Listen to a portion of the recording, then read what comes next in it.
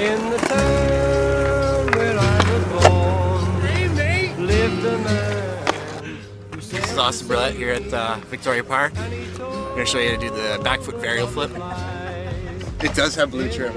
That's lovely. Anyways, what you want to do, set your front foot up about yay, back foot up like this here, and you pop. You gotta get your front foot way off when you pop. Back foot come around, hit it from the corner so it drops, spins. Stick your legs out because there's no way you're gonna be able to find it before, and hope for the best. That's all there is to it. Well, Austen to me was the perfect son. He was everything I ever wanted in a son. He was athletic and caring and handsome and smart. He was everything. It was everything I could ask for.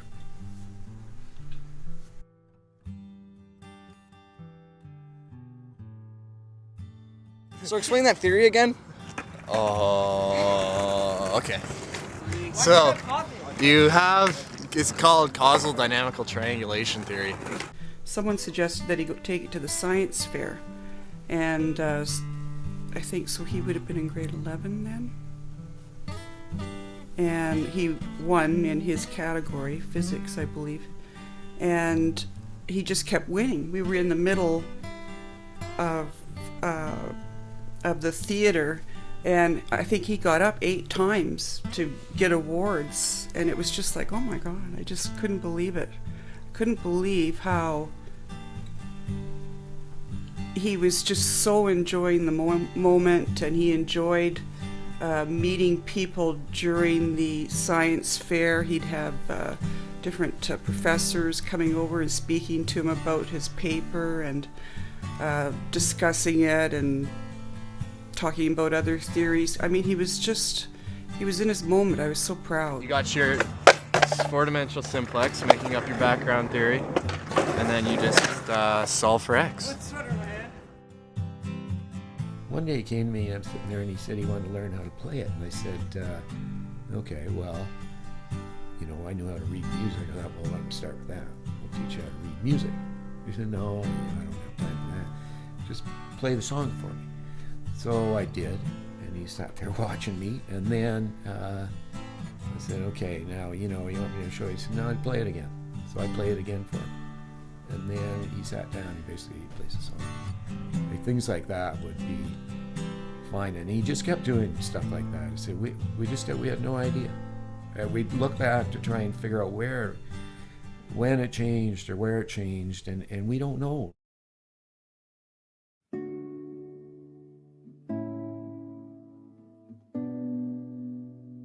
Sort of found out later, he would tell Dave he might sit in his car all day, just so he wouldn't have to speak to anyone or, lock himself in his room or whatever. But we didn't see that. Although I could tell, looking at him, his eyes, they got very dark, very dark. You could just see in his face when he was really down. But he'd be up, and then he could be... But we didn't see the downs till later. It was like the bipolar started as a big up. It was a huge up. And there were some of his friends there, and we just waited and waited, and then a doctor came out finally and said, he's in intensive care, and he's in serious trouble, and he's tried to take his life. And it was about a week after he'd first visited the psychiatrist, and he had taken an overdose of the medication he was prescribed, and that was the start of about a 2-year battle right there.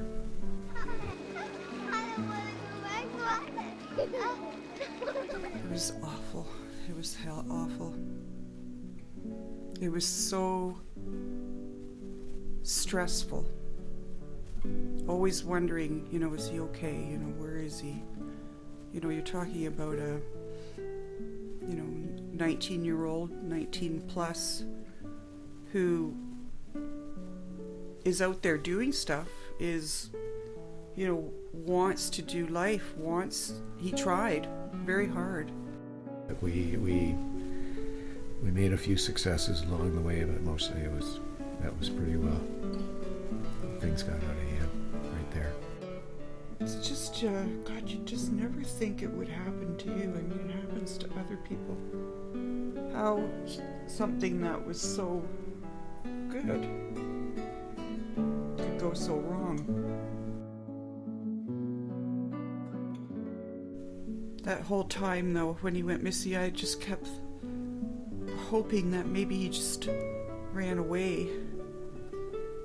That maybe he just ran away. Because that would have been a good thing. Yeah. You got a cool story. One of the things that, you know, each of us has these little opportunities that could have changed things.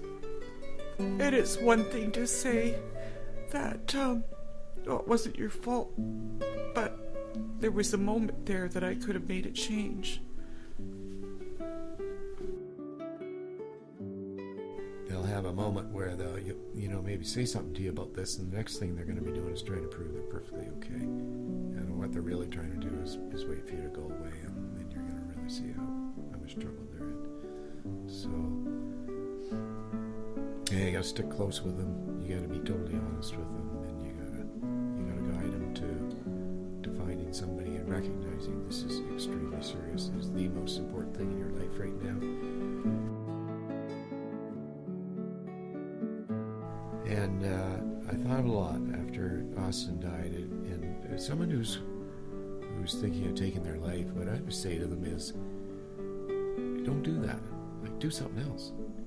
Think of the freedom you have with that decision. You're going to take your life. That opens up everything, anything. You can do anything else you want on Earth. You can go anywhere. You can think anything. You can do anything. You can do anything. So you're talking about ending your life. You got nothing to lose. It's all opportunity. I'll be hopping on the bus in a few minutes. You know, hopefully someday there won't be any other parents that this happens to, and friends losing their friends, and it's just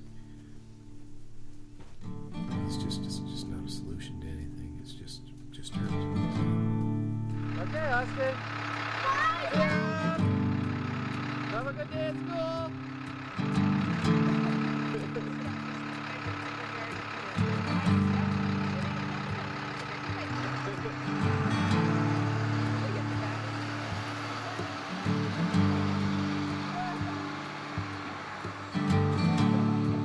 Well, I had a dream. I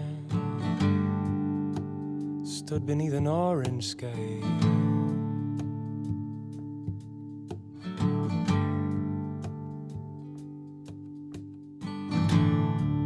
Yes, I had a dream. I